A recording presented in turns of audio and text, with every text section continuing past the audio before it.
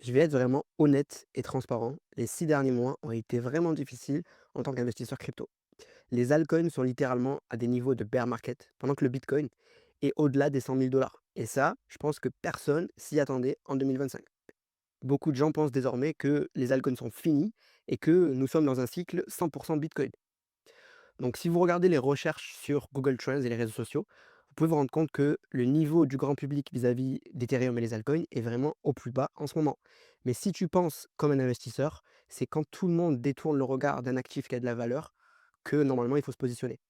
Mais du coup, vous pourriez me demander pourquoi se positionner maintenant sur les altcoins. Et pour répondre à ça, je pense qu'il faut comprendre ce qui se passe actuellement avec Ethereum. Ce que je veux dire ici, c'est pas un conseil financier, c'est juste mes réflexions personnelles et ce que je fais personnellement avec mon argent. Donc pourquoi je suis vraiment bullish sur Ethereum et les altcoins? On voit en temps réel toutes les institutions, donc les grandes banques, JP Morgan, Circle récemment, qui intègrent la DeFi, la finance décentralisée, en temps réel du coup, avec les stablecoins en particulier. Donc on vient de voir le Genius Act qui a été adopté aux États-Unis et qui apporte un cadre légal et réglementaire pour les stablecoins. Les stablecoins, pour ceux qui ne savent pas, c'est un dollar numérique en fait qui est tokenisé sur la blockchain. Ça reste toujours à 1 dollar et des exemples de stablecoins aujourd'hui, c'est USDC, USDT. Mais du coup, on voit Amazon, Shopify, Uber, BlackRock qui construisent tous sur Ethereum aujourd'hui pour pouvoir justement créer leur propre stablecoin. Et 70% de tous les stablecoins sont émis sur la blockchain Ethereum et c'est là que ça commence à être vraiment intéressant.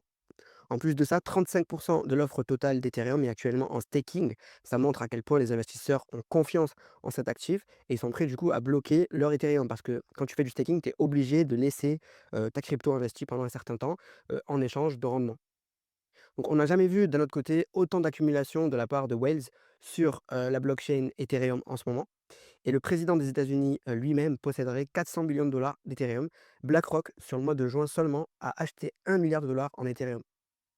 Donc évidemment, le prix, ne reflète pas encore tout ça à cause de la peur, l'incertitude et les doutes, en particulier à cause des tensions commerciales et des taux d'intérêt qui sont encore élevés. Mais la Fed, aux États-Unis, qui est responsable de la politique monétaire, a déjà laissé entendre que les baisses de taux arrivent. Donc il y a environ 79% de chances qu'une baisse de taux arrive avant fin septembre 2025. En 2026, on prévoit entre 6 et 8 baisses de taux et on pourrait même voir une baisse de taux dès le mois de juillet 2025. Donc le contexte macroéconomique commence donc à s'aligner.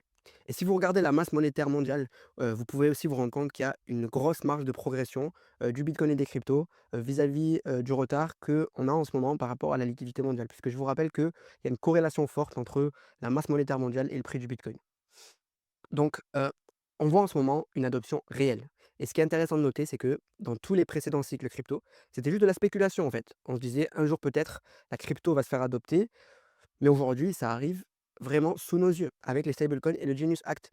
Donc, c'est pour ça que les baleines l'ont vite compris et continuent d'accumuler ça en masse. D'un autre côté, le retail, les petits investisseurs capitulent.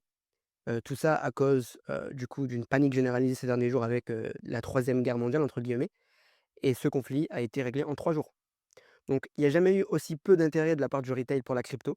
Mais pendant ce temps-là, les institutions, la smart money accumule.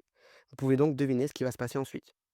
Je te recommande vraiment de rester attentif à l'actualité crypto et la meilleure chose pour que tu puisses le faire, c'est de rejoindre mon groupe Telegram où je te partage les actualités crypto et économiques chaque jour en temps réel et je te fais des messages vocaux pour te donner mon avis et mes conseils d'investisseur crypto depuis 2018.